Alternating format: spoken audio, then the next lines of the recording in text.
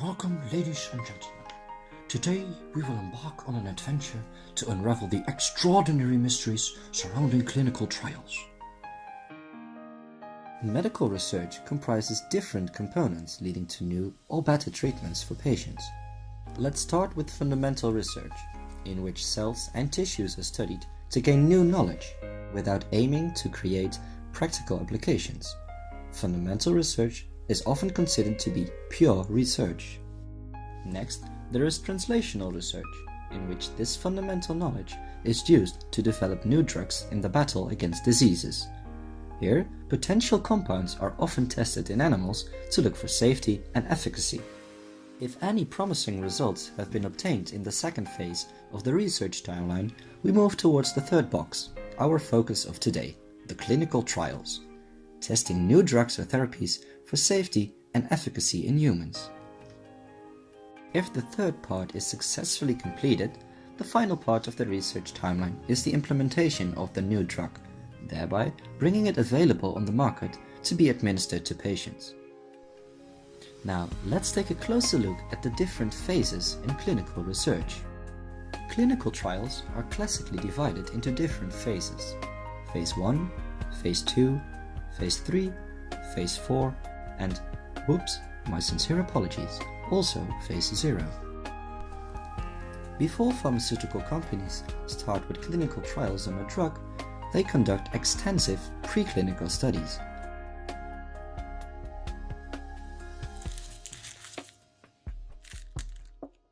Phase 0 trials are also known as human microdosing studies. The primary goal is to figure out pharmacokinetics. A Phase 0 study gives no data on safety or efficacy, being by definition a dose too low to cause any therapeutic effect.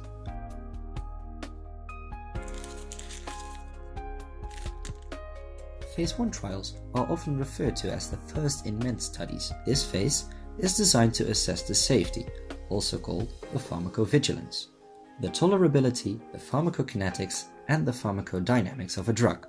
Dose ranging is also called dose escalation, and these type of tests are to determine the maximum tolerated dose and are to discover the point at which a compound is too toxic to administer. Phase 2 consists of two subcategories. Phase 2A studies are usually pilot studies designed to demonstrate clinical efficacy or biological activity.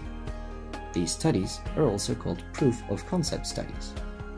Phase 2B studies look to find the optimum dose at which the drug shows biological activity with minimal side effects. The main goals of these studies are to test drugs on patients to assess efficacy and side effects. Approximately 100 to 300 patients with a specific disease of interest are included in these studies. Phase 3 is called the pre-marketing phase. This phase is designed to assess the effectiveness of the new intervention and thereby its value in clinical practice. Phase 3 studies are randomized controlled multi-center trials or large patient groups. 300 to 3,000 patients with a specific disease are included. These studies are aimed at being the definitive assessment of the effectiveness of the drug.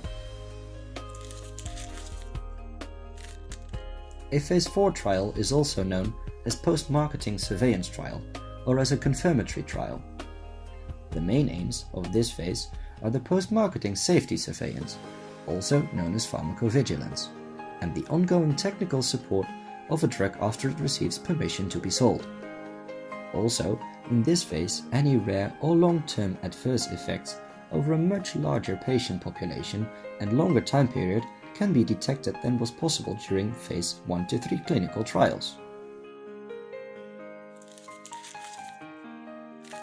In the end, this process is quite expensive and takes a rather serious amount of time. Also, in practice, these phases are not as distinct from one another as shown in this video. However, we hope to have given you an overview of the phases in clinical research and what it takes for the entire medical world to provide patients in hospitals all around the world with new medication. Please tune in next week for more extraordinary medical adventures.